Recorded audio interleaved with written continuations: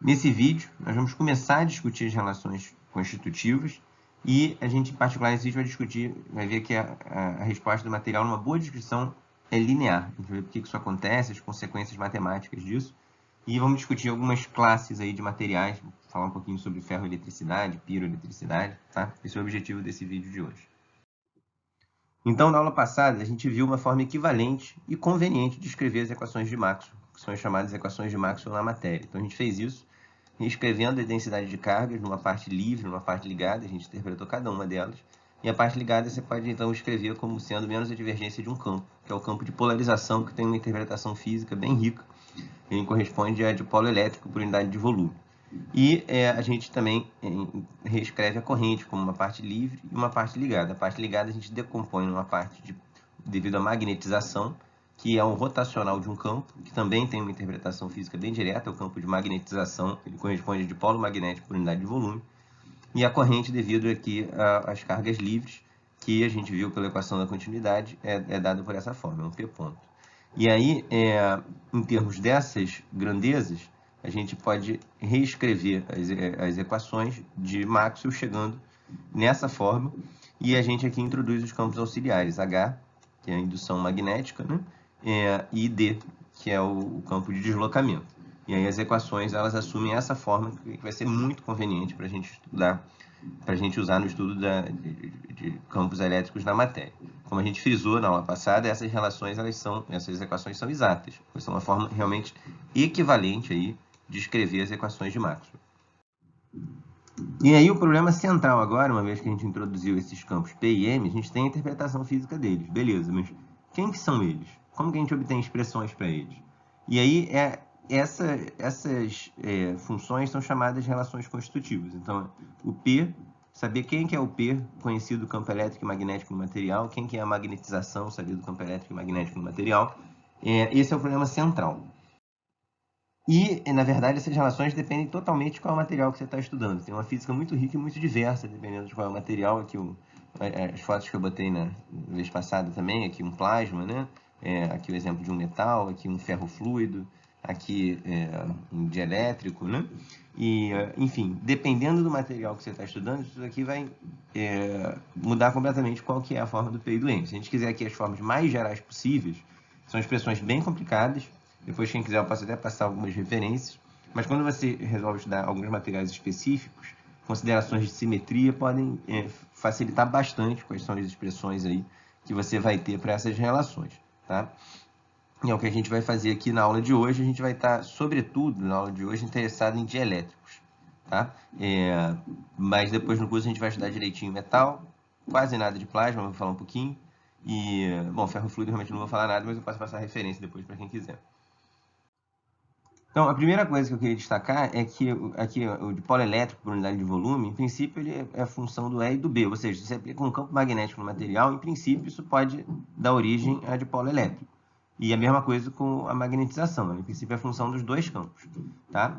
Os materiais para os quais você tem esses termos, vamos chamar cruzados, né, em que um campo magnético gera dipolo elétrico ou que um campo elétrico gera dipolo magnético, são chamados materiais magnetoelétricos. Então, um exemplo aqui interessante é o óxido de cromo.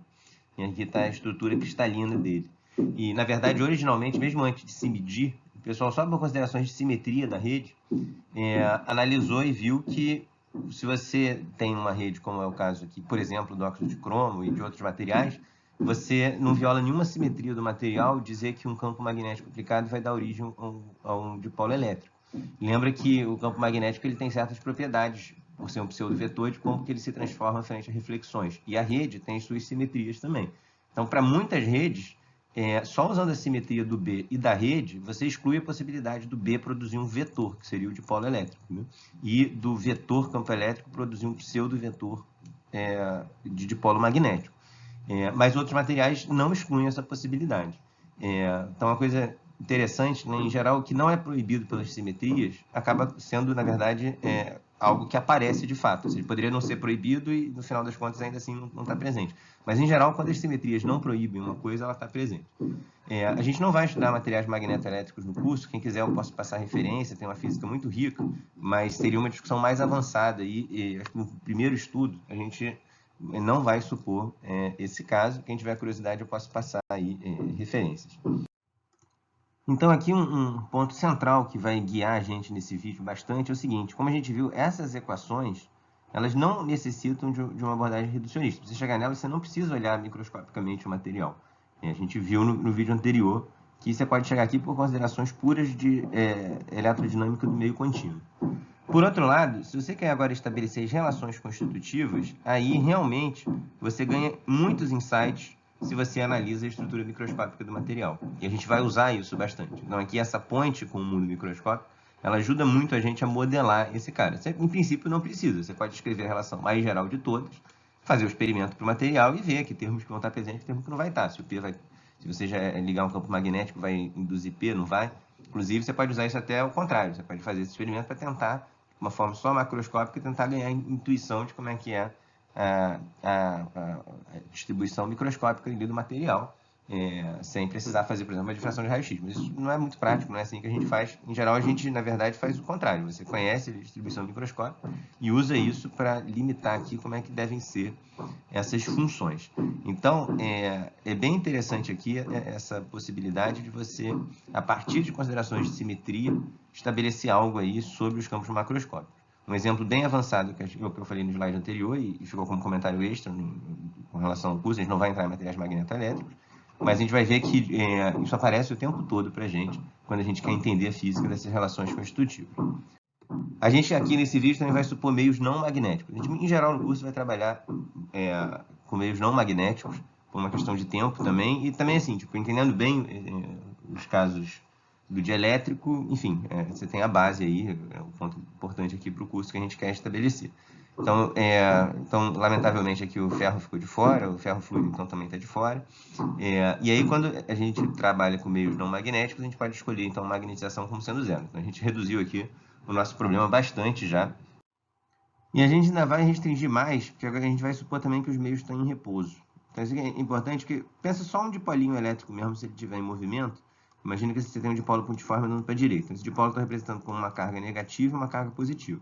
Se esse dipolo está andando para a direita, a carga positiva andando para a direita é uma corrente para a direita. Enquanto aqui em cima a gente tem a carga negativa para a direita, a gente tem uma corrente para a esquerda. Então, lá que isso aqui é tipo um dipolo magnético, né? Então, de fato, dipolos elétricos em movimento, eles acoplam com o campo magnético. Pode pensar que você tem uma corrente, né? Então, quer dizer, meios em movimento tem uma física muito rica, tá?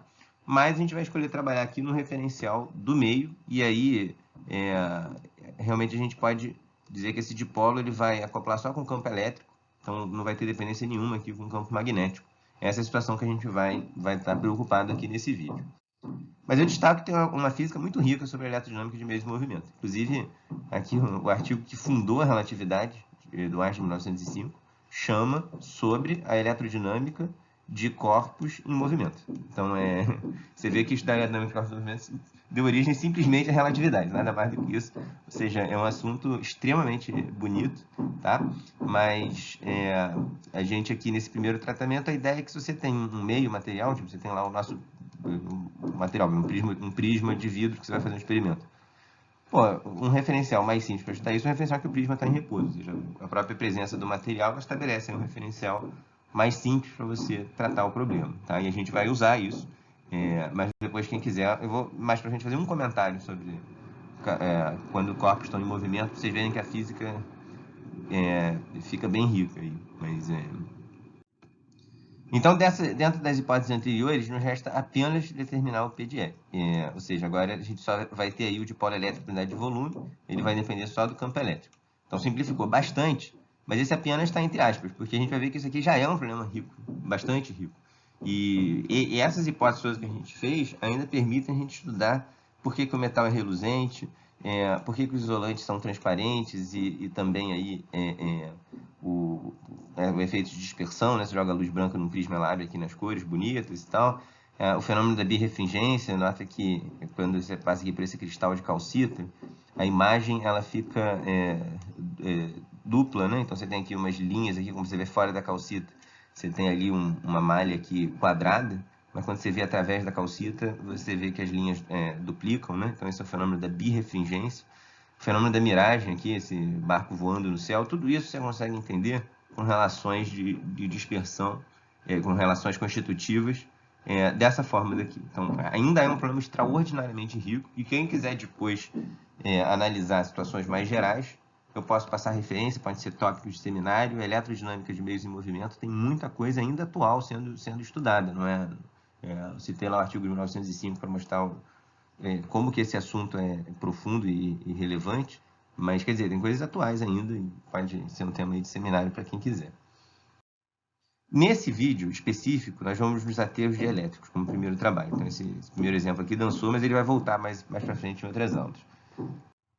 Então, quer dizer, o nosso objetivo agora vai ser descobrir a relação constitutiva, escrever expressões relacionando o dipolo por unidade de volume com o campo elétrico aplicado. E a primeira coisa que eu queria começar discutindo é que alguns materiais, mesmo se não tiver nenhum campo aplicado, eles apresentam polarização. Eu estou denotando aqui por P0. Materiais assim são ditos materiais piroelétricos. Tem uma física, uma química muito rica neles, tá? A gente aqui vai ser bem qualitativo, a gente não vai entrar em muito detalhe dessa classe de materiais. Aqui tem um exemplo interessante, uma pedra bem bonita, que é o mineral turmalina, e aqui é o turmalina Paraíba, foi descoberto aqui na Paraíba, no Brasil, né, na década de 80, e hoje é um dos mais valorizados, mais caros aí, das variedades da turmalina. E a turmalina é um mineral que apresenta piroeletricidade. Então, para que seja possível você ter uma polarização espontânea, ou seja, uma polarização na ausência de campo, isso tem que ser permitido pelas simetrias do material. E o ponto é que isso não é tão fácil de acontecer. Analisa, por exemplo, aqui um cristal aqui com simetria cúbica, por exemplo, o cloreto de sódio. Ele tem simetria por inversão com relação a qualquer ponto da rede. Então, você olha aqui, por exemplo, para esse ponto daqui, que eu estou circulando agora. Se você fizer uma inversão com relação a ele, esse átomo de cloro vem para cá, esse átomo de cloro vem para cá, esse átomo de sódio vem para cá, e assim por diante. Se ele tem uma simetria por inversão, o que acontece? Acontece que imagina que ele tivesse uma polarização espontânea para cá. Quando você faz uma operação de inversão, esse vetor é mapeado aqui. Só que se a rede não mudou, a rede não poderia produzir essa polarização e ao mesmo tempo essa. Então, quando você tem simetria por inversão, necessariamente esse P0 é igual a zero. Então, esse material não vai ser piroelétrico. O cloreto de sódio ele não é piroelétrico. E nenhum outro material que tem uma simetria cúbica. Na verdade, muitos materiais não têm essa possibilidade. A maioria dos materiais não é piroelétrico. Porque, justamente, quer dizer, quando você liga o campo elétrico, você tem um vetor a mais no problema. Então, você tem possibilidades extras de não violar nenhuma simetria, você induzir uma polarização. Então, quer dizer, quando você não tem esse campo elétrico aplicado, só a simetria por inversão sozinha já mata essa possibilidade, se ela tiver. Mesmo se você não tiver simetria por inversão, pode ser que não seja possível. Em outras palavras, para que você tenha piroeletricidade, é necessário que você tenha alguma direção que permaneça invariante por todas as simetrias do cristal.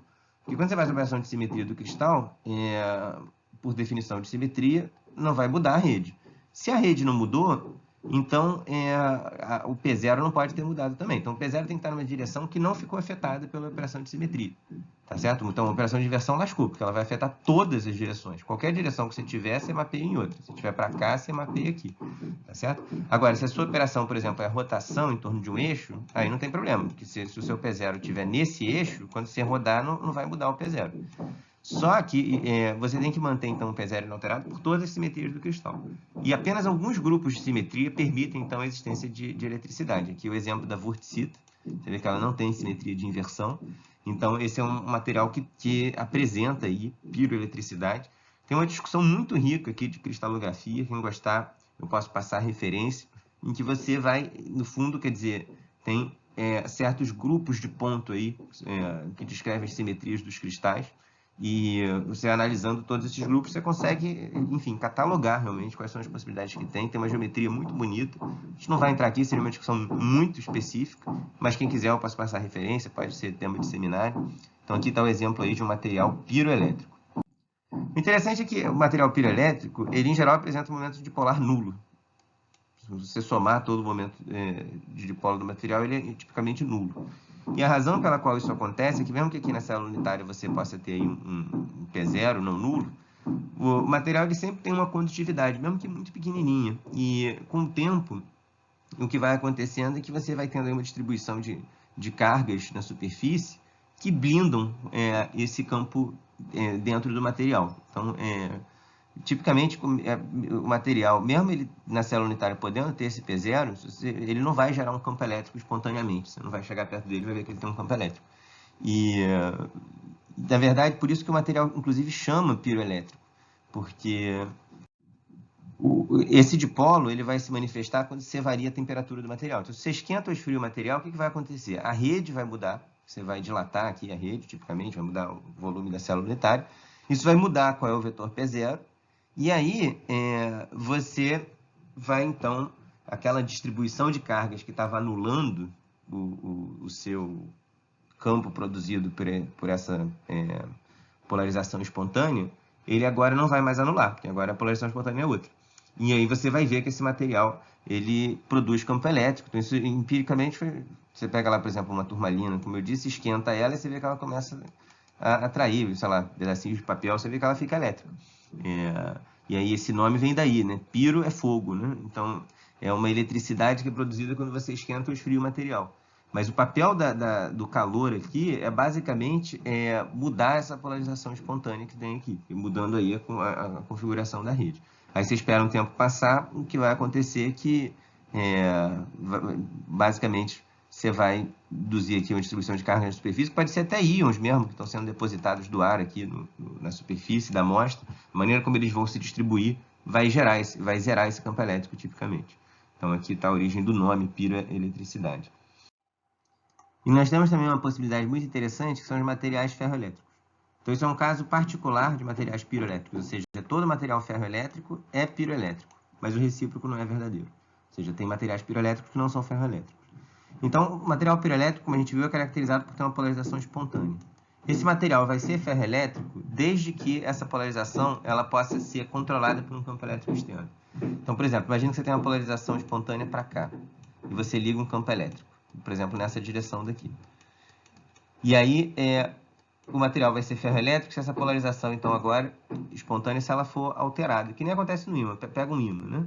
Se você liga o campo magnético para cá, você vai, aqui um ferromagneto, você vai alinhar a magnetização paralela ao campo magnético. Depois você tira o campo magnético, essa magnetização permanece lá. Esse é o ferromagneto. Vai ser a mesma coisa no caso do ferro elétrico. Agora, o lance é que nem todo material piroelétrico vai acontecer isso. E aí, olhando à primeira vista, pode parecer estranho, porque é energeticamente mais favorável, se você tem um campo elétrico aplicado aqui em uma direção diferente da polarização espontânea, seria vantajoso você girar essa polarização espontânea, porque a gente vê lá que a energia, né, do dipolo na presença de um campo é menos P escalaré. Então, você vai querer alinhar aqui o dipolo com o campo elétrico. O problema é o seguinte, como é que essa polarização é produzida aqui? Essa polarização espontânea ela é produzida dependendo do arranjo cristalino, né? E para você mudar a direção da polarização, você tem que mudar como que esses átomos estão distribuídos na rede cristalina. Isso custa energia. Uma energia que pode ser grande, diferente aqui da magnetização que vem dos spins do elétron. Você vai ter que basicamente flipar os spins. Aqui, você tem que mudar a posição dos átomos no espaço. A gente viu que a possibilidade dessa polarização espontânea tem a ver ali com como que os átomos estão distribuídos. Pegando aqui um exemplo bem introdutório, bem fora desse contexto que a gente está falando. Olha só para uma molécula de água, por exemplo. Você tem um O, um H e um H aqui. Você vai ter um dipolo, né, que vai depender de onde que estão os átomos de hidrogênio e átomos de oxigênio, porque eles é que dão a distribuição de carga, e a distribuição de carga que vai determinar qual é o dipolo. Então, para você mudar a orientação do dipolo, você tem que mudar como que os átomos estão distribuídos no espaço. E isso pode custar muita energia.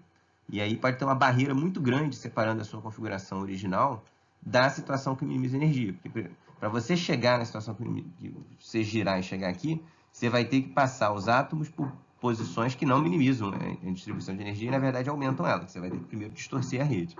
Então, nem todo material piroelétrico é ferroelétrico.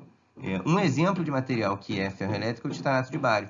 Porque aí a ideia é que, basicamente, o titanato de bário, a piroeletricidade dele vem de uma pequena distorção aqui da rede tetragonal. Se o titânio estivesse aqui bem no centro desse tetrágono, você teria simetria por inversão, e aí, como a gente viu, simetria por inversão, P0 seria 0. Mas ele está um pouquinho deslocado, que está representado por essa seta aqui. E aí, isso acaba dando origem aí a uma polarização espontânea. Só que como ele está só um pouco deslocado, você mudar aqui, ligar um campo elétrico, ele consegue vencer aí essa barreira de energia com facilidade, porque não é um grande rearranjo dos átomos que é necessário. Então aqui o estanato de bário, numa forma macroscópica, como você veria ele, e aqui a rede fazendo a gente entender tanto porque ele é piroelétrico, quanto porque ele é ferroelétrico. Tá? Então, a ferroeletricidade ela ocorre tipicamente próximo a uma transição de fase de segunda ordem. Então, esse titanato de bário, se tiver aqui acima de 130 graus, ele vai assumir um formato cúbico, né? Que não vai ser piroelétrico, vai ter simetria por inversão. Aí, por outro lado, quando você resfria, você vai ter aqui uma distribuição tetagonal distorcida. E aí, por que é distorcida e tal? Tem vários fatores aí interessantes de matéria condensada, não vou entrar nesse aspecto, mas o fato é que essa rede ela vai ter aí uma polarização espontânea, e a transição de fase de segunda ordem significa aí que a densidade vai variar continuamente na transição. Então, é diferente da transição, por exemplo, de transições de primeira ordem, como, por exemplo, do sólido para o líquido, que você tem a densidade varia descontinuamente, né? Você tem... E aí, quando você tem essa transição de segunda ordem, você tem uma variação contínua, vamos dizer assim, da densidade, e aí você fica realmente com a distribuição bem próxima aqui, né? Bem próximo da transição de fase, você vai ter uma distribuição que é bem próxima de não ter P0 nenhum. Então é fácil de você, com o campo externo, mudar a distribuição dos átomos. Não vai precisar de um rearranjo grande. Tá? Daqui por diante, então, a gente agora vai se ater a materiais não piroelétricos. Então a gente agora quer saber quem é o P de E, supondo que se o E for zero, o P vai ser zero também. Tá? Então daqui por diante, esse é o caso que a gente vai estar interessado. E aí a ideia é a seguinte, para campos fracos, a gente vai poder aproximar essa relação como sendo linear. Então, um exemplo de relação linear que vocês usam lá desde a física 3, que historicamente foi um dos primeiros casos estudados mesmo de eletrostática na matéria, é você pegar um capacitor e botar um dielétrico dentro dele. E aí você vê que o dipolo induzido ele é proporcional ao campo elétrico. A gente geralmente escreve essa proporcionalidade como sendo ε0 vezes um Q0, que é a susceptibilidade eletrostática. A gente bota esse ε0 aqui em evidência. Vocês podem agora verificar que o que sobrou, quer dizer, esse Q0 aqui é uma constante adimensional. Então, seguindo aí a tradição, a gente escreve a constante de proporcionalidade dessa forma. E aí, diferentes materiais têm diferentes susceptibilidades eletrostáticas. Você pode relacionar isso com as constantes dielétricas, que é como lá antigamente o pessoal fazia. Às vezes até os livros de Física 3 ainda usam lá a constante dielétrica. Mas a ideia, então, é que a relação mais simples possível é uma relação linear. E isso vai acontecer, eu vou poder aproximar essa relação como linear, pensando em série de Taylor, se eu tiver campos fracos.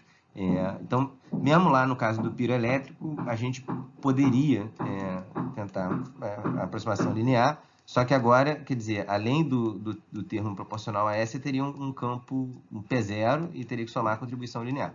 Mas, enfim, então, mas como eu disse, a gente vai supor esse P0 igual a zero, então o que sobra é só esse primeiro termo daqui.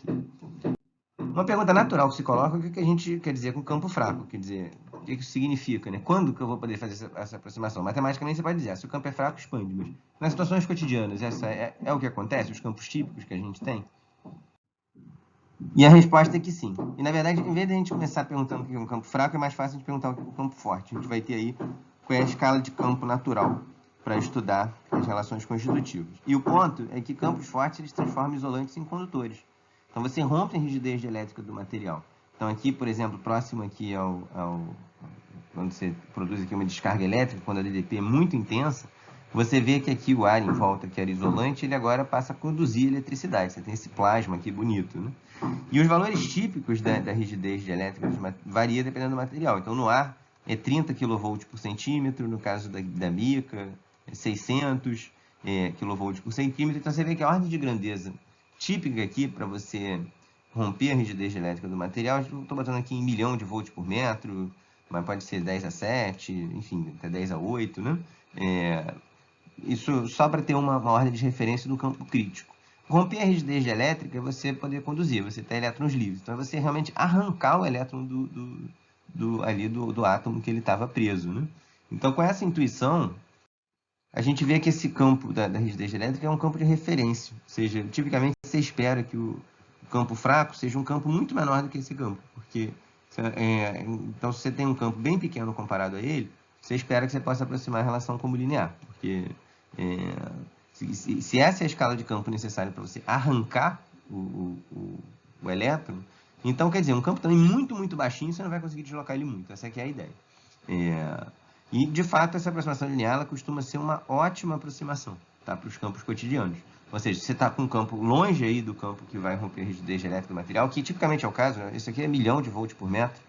Campos cotidianos são tipicamente bem menores do que isso. Você pode ter aí até milhares de volts por metro, mas pelo menos umas 3 ordens de grandeza, ou 2 abaixo, nos campos que tipicamente a gente usa aí, enfim, cotidianamente, né? E a gente até, quem quiser, pode relembrar aí da discussão que a gente fez na perspectiva microscópica. A gente tinha um átomo, a gente ligou o campo elétrico e a gente viu uma discussão bem análoga que vocês podem reproduzir aqui. Ali era a discussão sobre ionizar o campo elétrico. Quem quiser rever lá na aula sobre polarizabilidade e, enfim, qualquer dúvida também levem lá para o nosso encontro. Então, essa aproximação de campo fraco é tão boa, a descrição linear é tão boa cotidianamente, que quando ela não funciona, isso acaba sendo o próprio nome do material. Então, materiais para os quais a aproximação linear não é boa são chamados cristais não lineares, ou seja, não linearidade é algo que caracteriza o material justamente por ser a exceção e não a regra. E mesmo no caso dos cristais não lineares, você basicamente ainda trabalha na aproximação de Taylor, ou seja, você tipicamente ainda está considerando que o campo elétrico é fraco bastante para você poder pensar como uma expansão de potência. E o que vai acontecer nos cristais não lineares é que você vai ter agora que segurar termos quadráticos e cúbicos no campo. Porque eu estou fazendo uma modelagem escalar, né? Se você vai para a modelagem tensorial, a coisa é mais complicada, porque a ordem do tensor aqui vai depender da ordem da expansão que você está. A gente não vai estudar muito cristal não linear, quer dizer, na verdade não vai estudar nada, quem quiser pode ser um tema de seminário, mas tem também uma física bem rica envolvida com eles. Mas ainda assim, os cristais não lineares, tipicamente você vai precisar de campos muito intensos. Mesmo para campos muito intensos, só certas classes de materiais que vão aí apresentar efeitos não lineares detectáveis. Quer dizer, em princípio, todo material vai ter um campo a partir do qual você vai detectar correções não lineares. O problema é que, em geral, você precisa de um campo tão intenso que, para alguns materiais, você basicamente rompe a rigidez elétrica deles antes de poder efetivamente observar comportamento não linear. Por isso que o comportamento não linear ele é distintivo a ponto de ser o nome dos materiais, porque realmente é exceção você poder observar esse tipo de comportamento nos materiais. E ainda assim, você precisa de campos bem intensos. Quem quiser, depois eu posso passar a referência, isso aqui é só para comentar para vocês aí, que também não é sempre que você pode usar aproximação linear, né? Então, assim, dentro dessa aproximação linear, a gente consegue explicar zilhões de fenômenos. Aqui 3 que a gente já colocou no vídeo de hoje, e vários outros. Quer dizer, para os campos cotidianos, tipicamente, qualquer material aí que você pegue vai estar dentro da aproximação linear. Agora, nenhum desses efeitos pode ser explicado por essa relação aqui de proporcionalidade entre o P e o E. Essa relação ela é linear, ok, mas ela é um caso muito particular. Tem relações bem mais gerais do que ela, que são também lineares e que vão ser necessárias se a gente quiser entender cada um desses 3 fenômenos aqui, certo? Então, essa fórmula daqui ela é muito particular porque ela está dizendo o seguinte, que a polarização num ponto do espaço depende só do campo naquele mesmo ponto. A polarização num instante de tempo t depende do campo só naquele mesmo instante. E isso, como a gente vai ver ao longo desse vídeo, é muito, muito, muito particular.